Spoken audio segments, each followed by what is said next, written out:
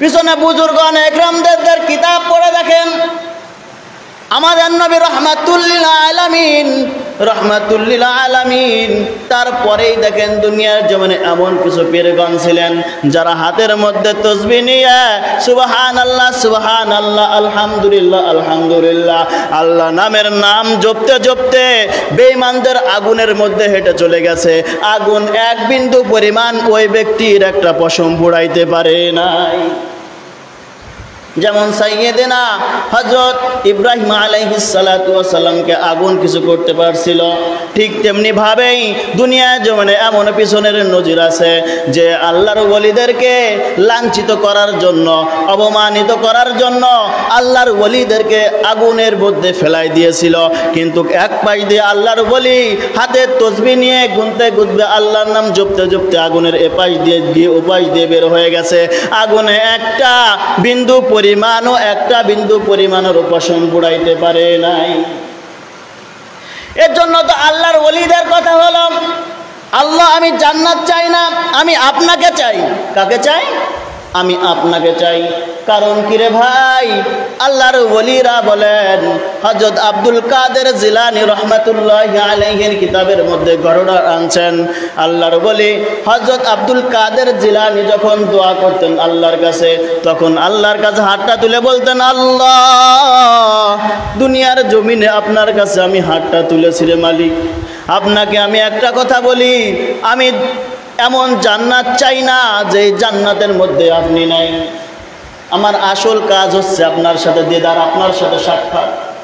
আপনার সাথে যেখানে সাক্ষাৎ হবে, যদি জাহান্নামের মধ্যে সাক্ষাৎ হয় আমি জাহান্নামে যাইতে রাজি, আমি জান্নাতে যাইতে রাজি না যে জান্নাতের মধ্যে আপনি নাই। এ কথা কে বলতেন? আব্দুল কাদের জিলানী রহমাতুল্লাহি আলাইহি। তিনি বলছেন, আল্লাহ আমি জান্নাত চাই না যে জান্নাতের মধ্যে আপনি নাই, বরং যেই কাজের মধ্যে আপনি খুশি আছেন ওই কাজের মধ্যে আমি আছি। আমার ব্যবসার মধ্যে যদি আপনি খুশি থাকেন ওই ব্যবসার মধ্যে আমি আছি। আমার ছেলেমেয়ের প্রতি যদি আপনি খুশি থাকেন আল্লাহ ওই ছেলেমেয়ের প্রতি আমিও খুশি আছি রে মালিক। আমার বিবির প্রতি যদি আপনি খুশি থাকেন রে মালিক, আমার বিবির পার যদি আপনি খুশি থাকেন আমিও আমার বিবির প্রতি খুশি।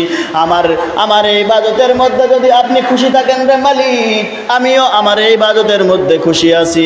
আমার ধন সম্পদের মধ্যে যদি আপনি খুশি থাকেন মালিক, আমিও আপনার প্রতি আমার ধন সম্পদের উপর খুশি আছি। আমার কিছুর উপর যদি মেয়ের প্রতি ছেলের প্রতি যদি আপনি খুশি থাকেন, আমিও আমার ছেলে মেয়ের প্রতি খুশি আছি। আল্লাহ আমার সন্তানের প্রতি, আমার ধন সম্পদের প্রতি, আমার স্ত্রীর প্রতি, আমার জায়গা জমির প্রতি যদি আপনি খুশি না থাকেন, এমন জায়গা জমি এমন বিবি সন্তান আমার কোনো প্রয়োজন নাই। হিসেবে জান্নাতি তার প্রথম শ্রেণী পড়েছি আমি রাসূল আকরাম সাল্লাল্লাহু আলাইহি ওয়াসাল্লাম, যাদেরকে আল্লাহ পাক রব্বুল আলামিন নবী এবং রাসূল বানাইছেন। দ্বিতীয় নাম্বার বলেছি, এই প্রথম নাম্বারের মধ্যে আমাদের ঢোকার কারো ক্ষমতা নাই। দ্বিতীয় নাম্বারে কথা বলেছি সিদ্দিকগণ।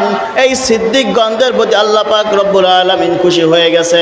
আল্লাহ পাক রব্বুল আলামিন বলেন, এই যারা আমার প্রতি সিদ্দিক ঘোষণা দিয়েছি, যারা আমার পথে এবং আমার রাসূলের পথে জীবন পরিচালনা করেছে, তাদেরকে কাল কিয়ামতের ময়দানে আমি আল্লাহ পাক রব্বুল আলামিন সিদ্দিক হিসেবে তাদেরকে জান্নাত দিয়ে দেব।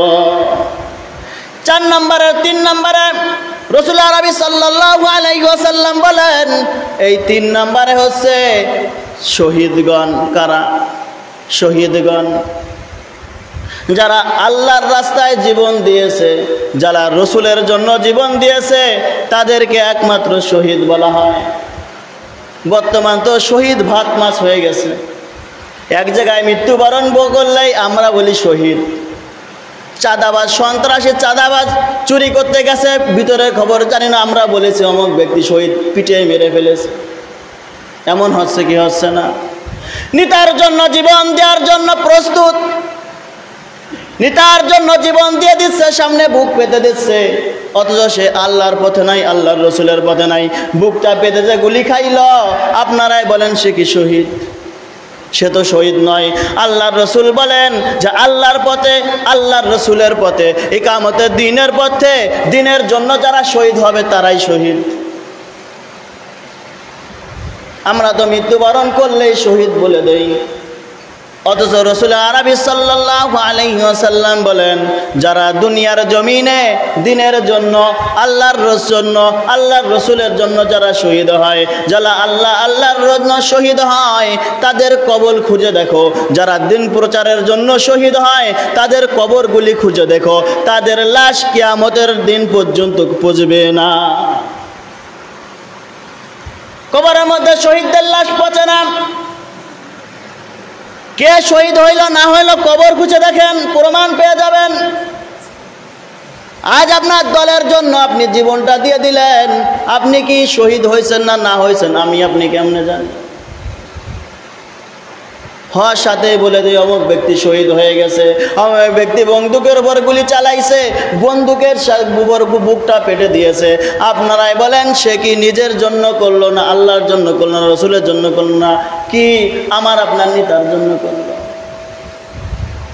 অথচ নেতার মজলিসে দেখা যায় আমরা বলি নেতা আমার নেতা, তোমার নেতা অমুক নেতা, অমুক নেতা।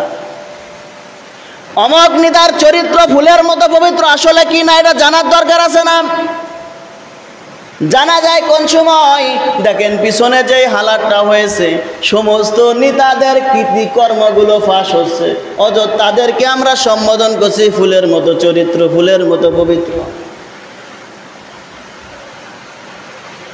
এজন্য ভাবার বিষয়। 3 নম্বরে রাসূল আরবি বলেন শহীদগণ যারা ইসলামকে টিকিয়ে রাখার জন্য, যারা রসুলকে গালি দিয়েছে, আল্লাহকে গালি দিয়েছে, তাদের জন্য, তাদের বিরুদ্ধে যারা সংগ্রাম করেছে, যারা তাদের জন্য জিহাদ করেছে, এরা যেভাবেই মৃত্যুবরণ করুক না কেন, ওখান থেকে যদি মৃত্যুবরণ করে শহীদ, যদি ফিরে এসে যায় ওই ব্যক্তি গাজী। এ কথা কার ঘোষণা? রাসূল আরবির ঘোষণা। 3 নম্বর ভাইরা আমার, 3 নম্বর গেল শহীদ।